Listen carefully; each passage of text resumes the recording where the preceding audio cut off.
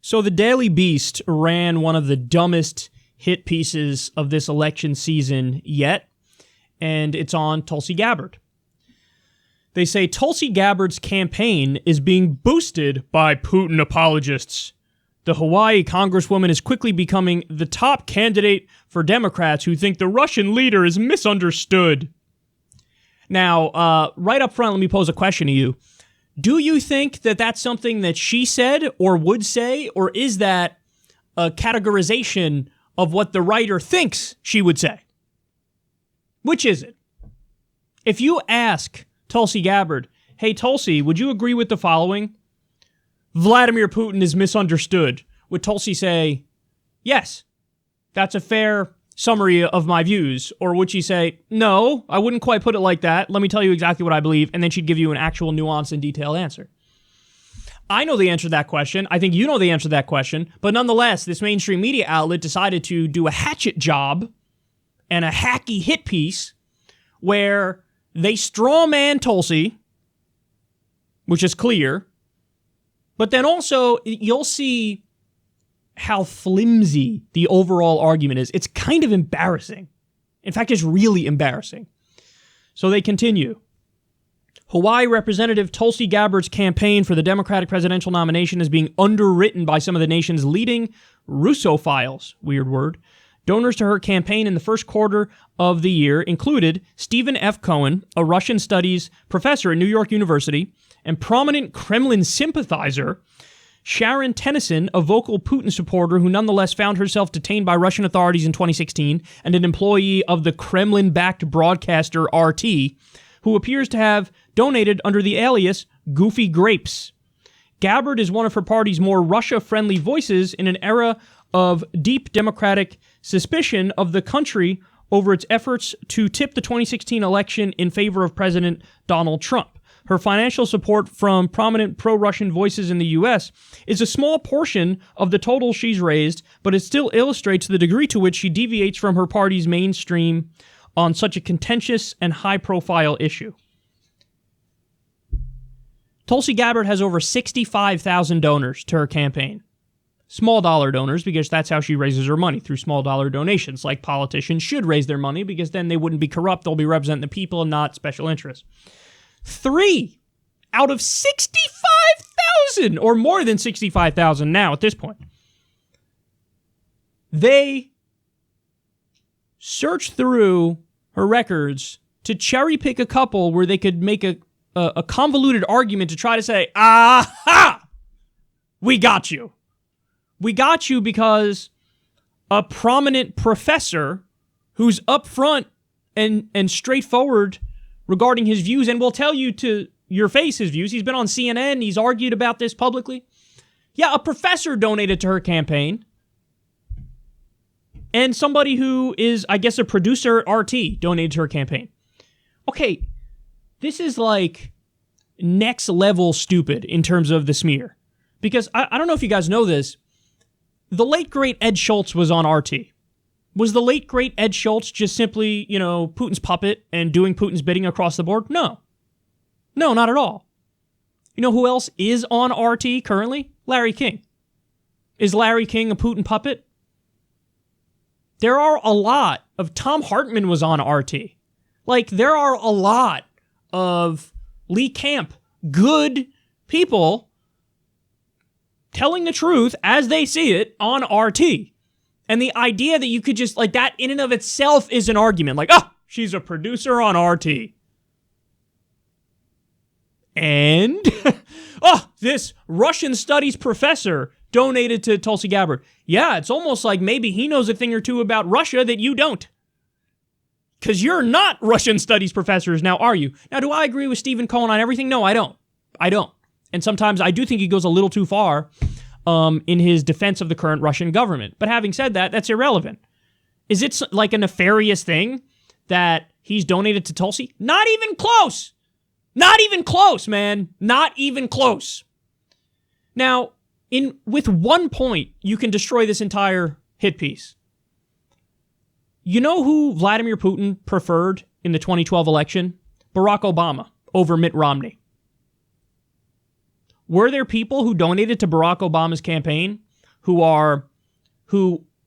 want to make peace with Russia and who are maybe willing to see maybe the issue of NATO from the Russian perspective. Of course there were people who donated to Obama's campaign who believe that stuff.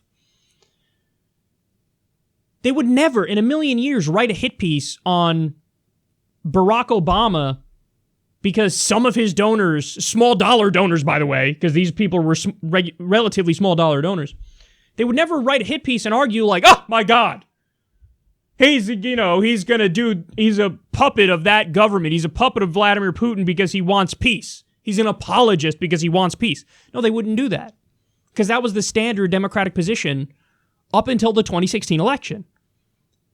Literally in 2008, when it was Barack Obama versus John McCain, Vladimir Putin wanted Barack Obama over John McCain. Why? Because Barack Obama was more pro-peace. He was willing to have these conversations and negotiate and do diplomacy and work with Russia and reset Russian relations. If I'm not mistaken, that's one of the things he did is he said, let's press this reset button, let's start from scratch, and let's make peace. Let's work together. That was Barack Obama's position. I agree with Barack Obama in 2008 and in 2016. He refused, for example, to arm Ukrainian rebels because they were fighting Russia. And he said, that's an insane escalation that I'm not okay with. So I think Barack Obama was right about the issue of Russia all along. I do. I totally agree with him on that issue. Now, Tulsi Gabbard just believes the exact same thing Barack Obama believes. But now it's portrayed as nefarious and evil and wrong. And the default setting, this is the important point, the default setting in mainstream media is you better be hawkish and belligerent and aggressive against Russia, and you better agree to a right-wing neocon framing on the issue of Russia. And if you happen to take a relatively small amount of money from people who are nuanced on this issue and are willing to see it from both sides, oh my God, your campaign is being boosted by Putin apologists. By the way, it's not, like, again, the reason why Putin preferred Obama to Romney is because Obama said, hey, let's make peace. The reason why Putin preferred Trump to Hillary, and he did, by the way, I'm not saying that that's not the case, that certainly is true, but the reason he did is because Trump on the campaign trail repeatedly said, hey, it'd be nice if we worked with Russia. Hey, it would be nice if, we should stay out of Syria. It's none of our business what's going on there. ISIS is there, Al-Qaeda is there. If Russia wants to be there to fight them, by all means, go right ahead. Russia is allied with Syria. They want to fight ISIS there? Go right ahead. Do we need to waste our money, our resources, our lives in that country? No. So why would Putin prefer Trump? For that reason. It's that simple. Hillary was like, let's get more involved in Syria. Trump was like, let's not do that. This is the rhetoric on the campaign trail, okay? On that alone, of course, Putin's going to prefer Trump. Duh! Now, does that mean Trump is wrong in expressing that position? Not at all. In fact, I would argue that position is totally correct. We shouldn't use our military unless it's for defensive purposes.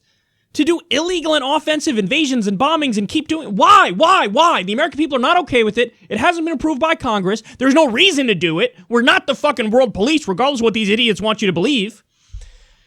So it's... like, they think it's a gotcha. It's not even close to a gotcha. And by the way, Donald Trump, when he actually got elected, didn't even follow through on the non-interventionist rhetoric. It was the opposite.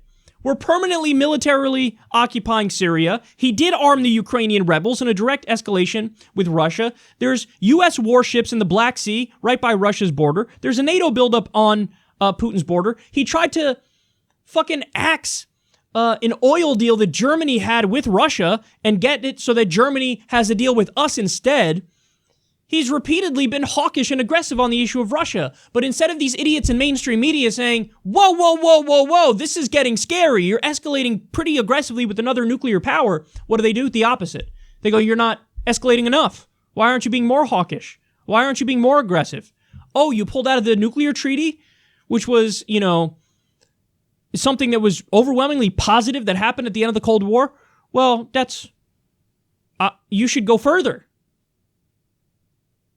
And this is what scares me. And Tulsi Gabbard has accurately called this the new Cold War. And she's the only person talking about it. Notice anytime, see, here's the thing. When your arguments are against war, they will portray you as being anti-American and basically working with the enemy or being an apologist for the enemy. That's the old trick. And they're doing it to somebody who literally is a veteran of the U.S. military.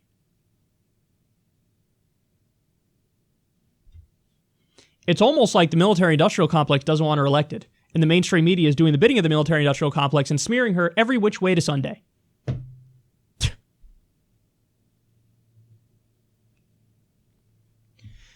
They can't engage on the actual issue, so they smear your motives. That's the trick here. So I'm upfront about it. I'll come out and say it. We shouldn't be involved in Syria. We shouldn't arm the Ukrainian rebels. We shouldn't have U.S. warships in the Black Sea. We shouldn't have pulled out of the nuclear treaty. I am actually in favor of peace with Russia. And then this is where they turn around and they accuse me. And I've been accused by Louis Mensch, the crazy woman. I've been accused of being like a Putin puppet or something. And the reason why they do that, again, is because if we were to actually sit down and have a conversation or a debate on those specific issues I laid out, I would win that debate 10 out of 10 times. It wouldn't even be close. I would say, hey, listen, here's why we need to do the things I just laid out.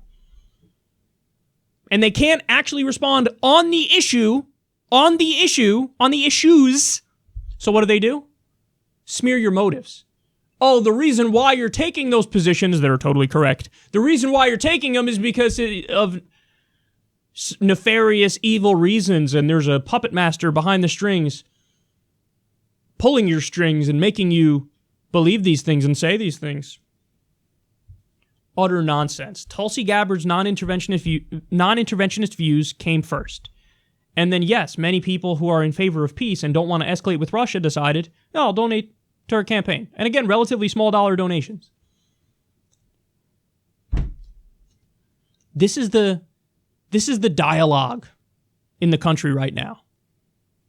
When you are a pro-peace candidate, this is how they come for you. They pretend you're basically in bed with the enemy. Think back to the Iraq War. They did it with the Iraq War. The people who were suspicious of the Iraq War. They said you're Saddam Hussein apologists. You're dictator lovers. That's exactly what they said. And now they're doing it to Tulsi. They're doing it to Bernie too, by the way, and they're doing it to others who speak up on this issue. They did it to Ro Khanna the other day. They accuse them of being Russian apologists, dictator lovers, Maduro lovers. If you're against intervention in Venezuela, if you're against intervention in Iran, if you're against escalating with Russia, they will smear you till the cows come home. But they do that because they have no argument, so they have to smear. Because if they actually engage on the issue, they will get their clocks cleaned.